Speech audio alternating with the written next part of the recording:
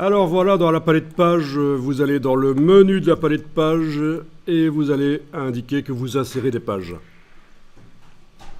Alors on va insérer par exemple 3 pages après la page 39. Non, excusez-moi. 3 pages à la fin du document. Je viens de vérifier, la page 39 n'est pas la dernière page, c'est juste la page sur laquelle on était en train de travailler, là, sur laquelle j'étais en train de travailler dernièrement, mais on va plutôt changer ici 3 pages à la fin du document. Ben oui, sinon ça se serait inséré entre la 39 et la 40, ça ne m'intéresse pas ça. Donc ces 3 pages à la fin du document, ok.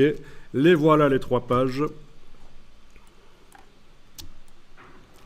Alors ces pages contiennent déjà des blocs avec, oui, donc un bloc par page, un bloc avec 2 colonnes à l'intérieur du bloc. Et ces blocs sont verrouillés. Ils sont verrouillés parce qu'ils viennent du gabarit. Donc on a 2 solutions pour les déverrouiller. Soit on active les pages dans la palette page en faisant clic, majuscule clic pour activer toutes les pages, vous voyez. Première page ici qui me pose problème avec un bloc verrouillé. Puis avec majuscule clic, je clique sur la dernière qui me pose problème, forcément les intermédiaires. L'intermédiaire ou les intermédiaires se sélectionnent et alors dans le menu de la palette page, on peut demander de libérer les éléments de gabarit. Ou alors on peut le faire manuellement sur les blocs un par un avec les touches CTRL majuscule, donc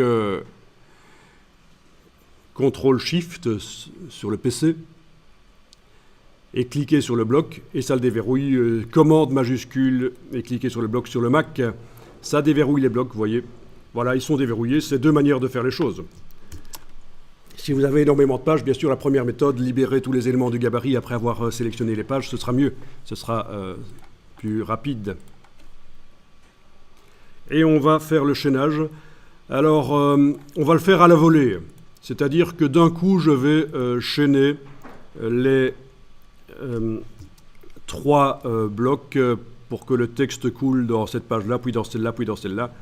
Donc, première chose à faire, c'est d'aller cliquer sur le petit signe plus qui se trouve là à la fin du texte. Attention, c'est bien cliquer. Je le dis parce que beaucoup font un cliquer glisser et puis ça foire. C'est bien un clic tout simplement, sans bouger. Clic, voilà. Et puis, vous voyez que j'utilise la barre d'espacement pour bouger évidemment les pages dans la fenêtre, Alt roulette pour zoomer en arrière. Je vais positionner le pointeur sur le bloc suivant que j'ai déverrouillé précédemment, parce que si j'ai oublié de déverrouiller, ça ne marche pas.